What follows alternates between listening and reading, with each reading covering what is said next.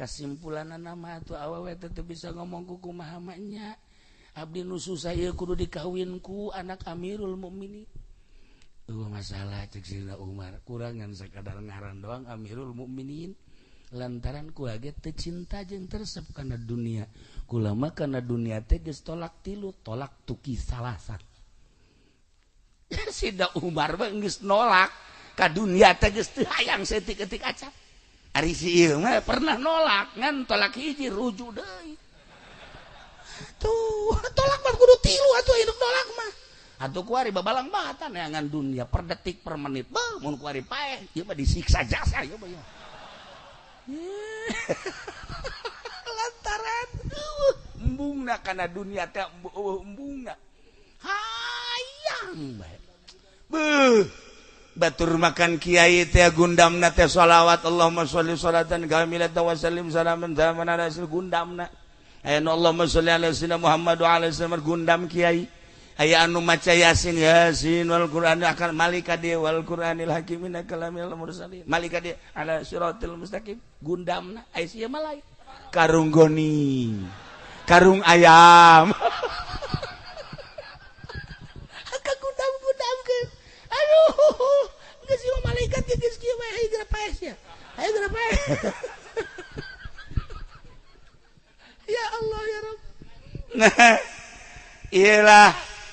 sebagai gambaran mualila urang hirup di dunia sakumaha nu kuari ku urang keur dirayakeun. Ngaratusna pasti urang ge antum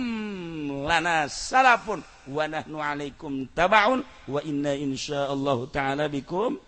lahikun bakal nyusul. Haji Somad maot urang bakal nyusul. Lamun urang nyaritakeun nyusul asana nu kolot pasti teh heula. Nu kolot lo ngomong.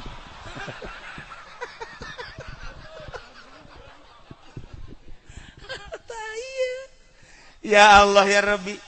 geus sabaraha puluh geus sabaraha ratus nu maot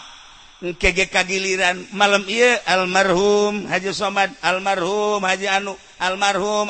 moal kebal deui almarhum Haji siapa hasud tolol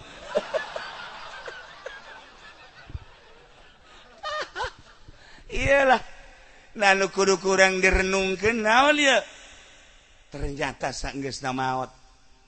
keur carita bae heula keur carita sakumaha tadi kumaha di jero kuburna eta jenderal kumaha di jero kuburna eta letnan eta kapten eta mayor dan lain sebagainya eta pengusaha ya eta kumaha eta ustad eta kiai eta majang gambaran doang ai urang engke kumaha ai engke kumaha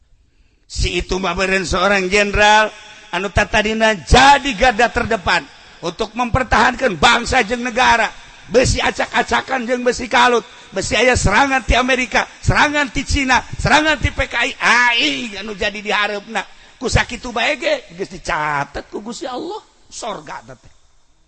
jencan perang can naon boga niatan doang acak-acak kusia negara aing awas aing sebagai jenderalna aing sebagai kaptenna aing sebagai mayorna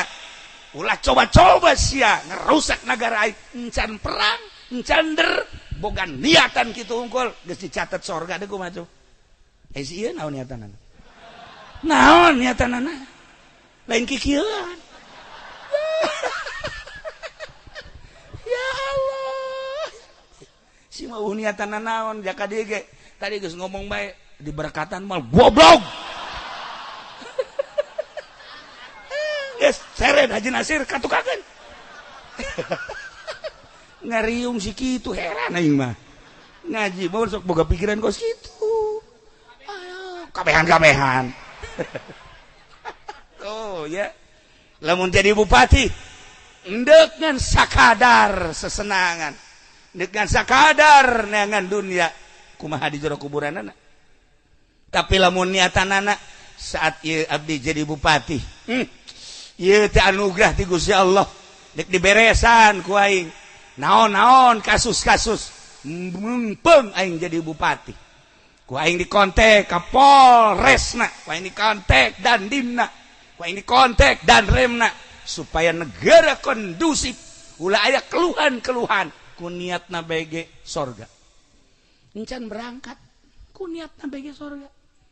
kiai bukan niatan nah mumpung aing jadi kiai kumaha ge geus aing mah menta bae melalui proposal ka negara neraka kiai ka neraka bupati ka sorga deui kumaha coba ieu mumpung aing jadi kiai geus pokona mah jejebol ku aing pokona teh duit sosial pokona pokona geus pokona dunia dan dunia anu ngabanggakeun dunia dina Al-Qur'an ayat mana nu ngabanggakeun dunia tapi kunaon barang jadi kiai ngabanggakeun dunia siksaeun Allah kiai tinggal kiai ieu mah keur carita jang sebuah renungan urang ulah terlalu cinta kana dunia deuleu ta awewe tadi Sidina Umar mah tolak tilu kada dunia horenganan piminantuna ge sarua terseben kana dunia jadilah perkawinan sanggeus jadi masya Allah ditingali perkawinan antara wanita jeung anak Sidina Umar tadi waduh bener-bener sauyunan kacai jadi salewi kadarat jadi salogan ya Allah ya Rabbi cawadun sebab naon bahasa awewe lagi di dunia mamualila abdi teh salila amprok jeung asim abdi bakal ngaladenan sakumaha layakna seorang istri aslina abdi ngaladenan suami berarti abdi ngaladenan perintah Allah sebab rumah tangga adalah ibadah geus kulantaran ibadah abdi disesuaikeun jeung aturan-aturan rumah tangga naon bae anu dilakukeun di rumah tangga eta supaya jadi bener-bener ibadah urang teh rumah tangga teh ibadah geus atuh kumaha layakna rumah tangga udah sok jupa sini ye urang rada nyeri sirah pencetan pamajikan rada nyeri tonggong pencetan ku urang ye nyeri cek dina ye kabelah deui tereh tah tereh siapa suka ju sisirian heran aing mah dasar goblok sih mah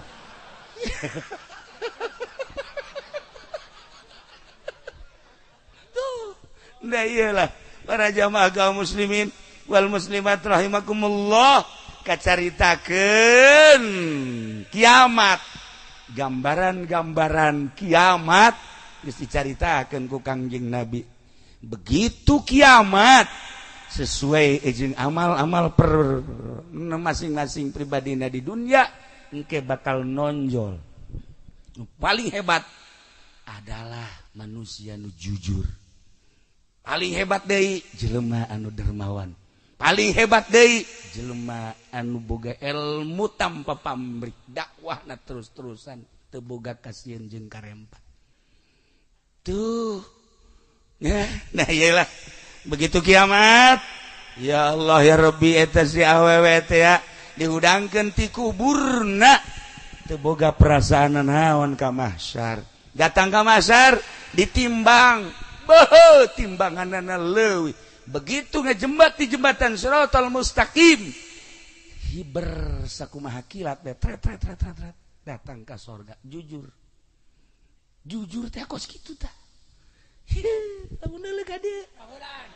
pan beungeut jujur maka deuleu emang eueuh ciri atuh aya ieu mah beungeut pembohong ka deuleu ge Asok dongeng eta singkat desetik deui. Asok nyaritakeun eta teh dongeng anu opat jelema dihareupeun lawang sorga, hayang pageura-geura asup ka sorga. Opat jelema cek ieu aing heula, cek ieu aing heula, cek ieu aing heula. Hampir ribut dihareupeun lawang sorga. Ieu mah geus jelas deuk ka salalorga ngan lawangna can dibuka. Jadi ieu pas sini aing heula, aing heula, aing heula, aing heula. Akhirna malaikat Ridwan ngutus malaikat Jibril segera tangani ieu kukula mau laka dibuka ieu lantaran ribut hayang paheula-heula Jibril datang ieu saha abdi ieu adalah jelema anu munggah haji hajina mabrur sedangkan haji mabrur laisa lahu jazaun ila jannah abdi ngalaksanakeun haji sesuai jeung aturanna ikhlas luar biasa kudu ti heula abdi ai sia nyaho munggah haji teh saha ti kiai tah ieu kiaina atuh kosia nyaho ti kiai ai sia hayang ti heula oh nyampur atuh ah mangga malaikat Jibril sok sombong sia abdi ieu adalah pejuang sabilillah memperjuangkan agama Allah datang ke tanpa pamrih abdi mangges tinggalkan keluarga tinggalkan anak tinggalkan kampung halaman demi luhurna agama abdi teh memperjuangkan agama gugur di medan laga sabilillah syahid abdi sedangkan jelema anu syahid boro-boro di akhirat di dunia kana dijelaskan la yamutuna teu paeh karasa ku abdi kudu teh heula ka surga ai ente cek malaikat Jibril nyaho bahwa syuhada ganjaranna gede kudu ka surga ti saha ti kiai cek gana mana kiaina eta atuh siapa itu sombong hampura cek gana heunya di mana ieu nu katilu abdi ieu nu mantak hayang ti heula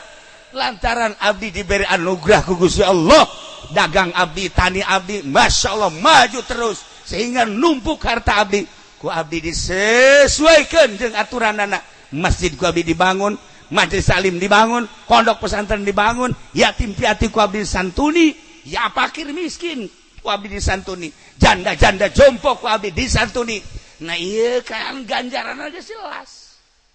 ayo nyaho kitu ti saha ti kiai sih mana kiai iya lain eta lain salah nunjuk aing ieu kiai kumaha cek kiai teh cek nu tiluan teh geus atuh kiai bae teh heulakeun gua jak kami nyahona ganjaran ti kiai cek anu haji mabrur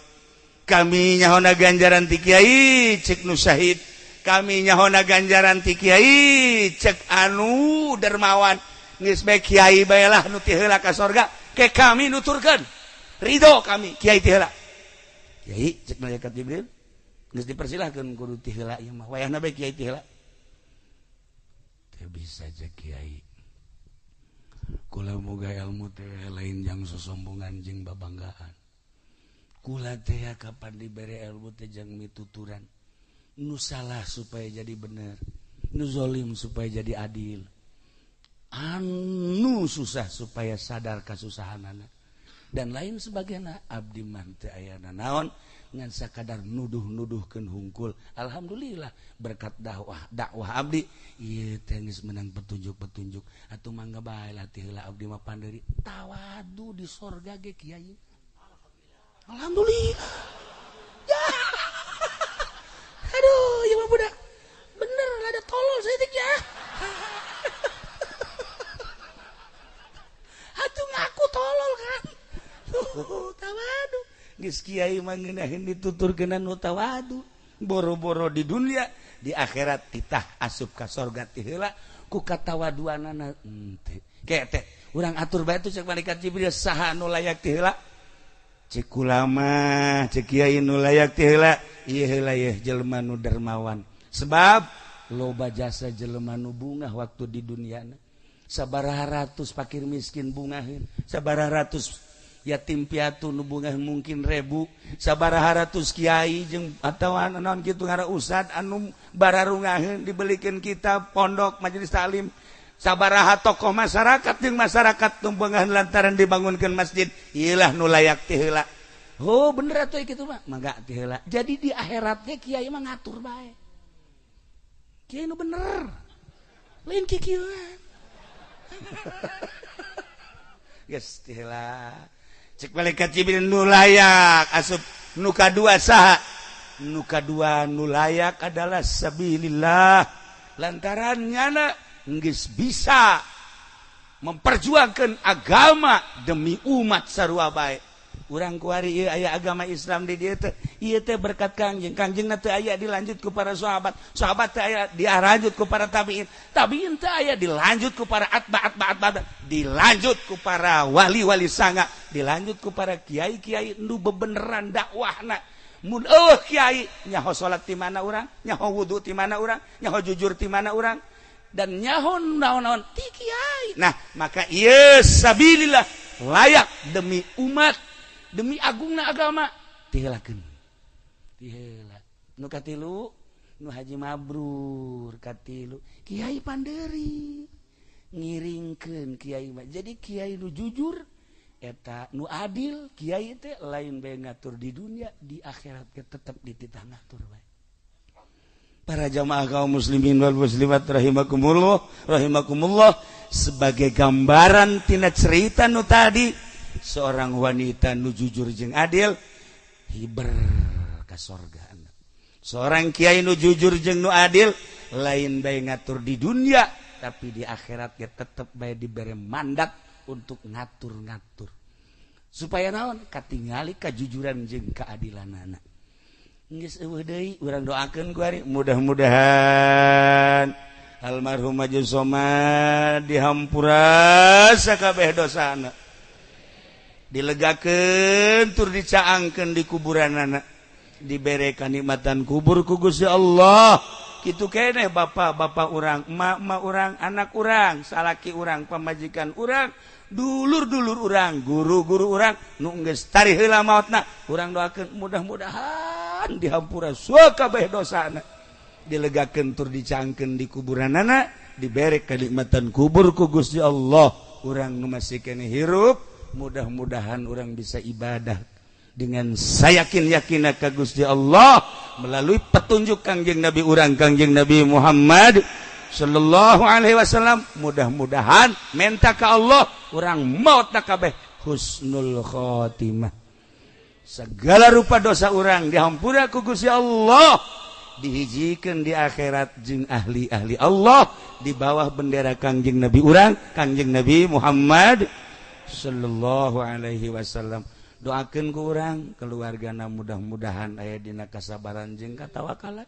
Kiai-kiai ustad-ustad urang doakeun mudah-mudahan diberi teger, diberi kuat dalam rangka dakwah li'ilai kalimatillah. Urangna mudah-mudahan kabehan diberi hidayah ku Gusti Allah. Sakitu bae ala kadar mau izah dina wengi ieu hapunten tina samudaya kalepatan sareng kakiranganana. Ieu mah Haji Nasir be datang deui ka imah teh dibejakeun kula kurang sehat nungguan sehatna cenah teh. Ieu jelema keukeuh jasa ieu mah jelema ieu. Jelema tah lain sih sebenarnya. Nah ieu lah hampura Haji Nasir ku akrabna be ke kula. Ya akrabna lain lalagaan ya mah aya kadururan jeung akrab. Terus kuari geus siap mawaan kayunya nyaonang maling nyaonang lain. Teu ya. Jang haul cenah. Nah iyalah urang ngadoakeun Gusti Allah. Allahumma shalli wa sallim ala sayyidina Muhammadin fil awalin wal akhirin wa barik wa sallim wa radhiyallahu ta'ala an sadatina wa sahbi sayyidina Rasulillah ajma'in. Amin ya Allah ya rabbal alamin. Allahumma arham ummat sayyidina Muhammad. Allahumma ajbur ummat sayyidina